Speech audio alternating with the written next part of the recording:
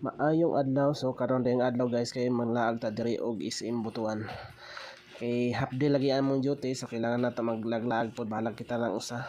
So pabot ta mo sulod diha guys, so kaon sa ta para ready ta ready ta gutomon to sa sulod ba. Kay mahal ra ba kayo ang pagkaon sa sulod, so diri sa gawas kaon sa ta danos ta mosulod dito sa SM. So balag kita ra sa maglaglaag guys.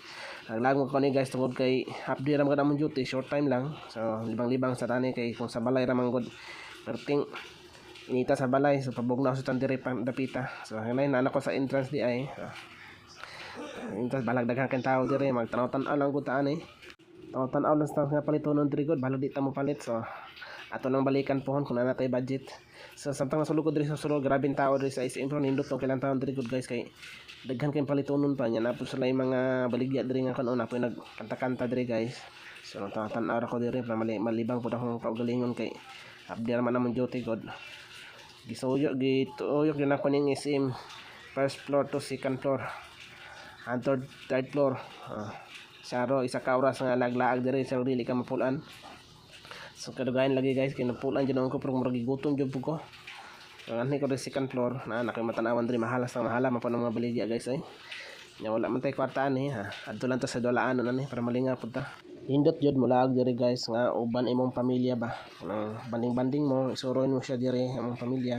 Ang kaon so nara jud diri guys kompleto na tanan. Gusto ka nga pagkaon o palitonon sa mga dulaan sa mga bata sa naa diri kompleto jud diri sulod sa SM. Pero kwarta jud kulang na to ani guys.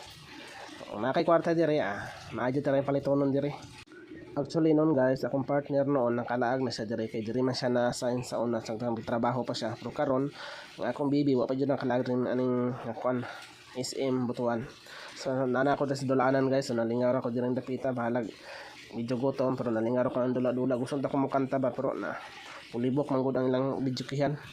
So na diri nagdula ko diri pero mahala pa sa kuan diri tag 10 man kayo ang token man pod modula ka. Pero nalingaw ra po ko sa mga bata nga nagdula dito ba. I remember po ko sa akong baby po may ngawan tong panalagsa. So naanhe ko sa sinihan guys, tanaw ko kung sa mga palabas diri sa sinihan. So lindo benta pero hasta mahala man po doy, tag 400 man ang ulo. No, hinaog na lang ko paubos guys kay wala man tay katanaw og sine. Na hinaog na lang ko dire second floor. Video na ako sa cellphone. Mura to guys, bye-bye.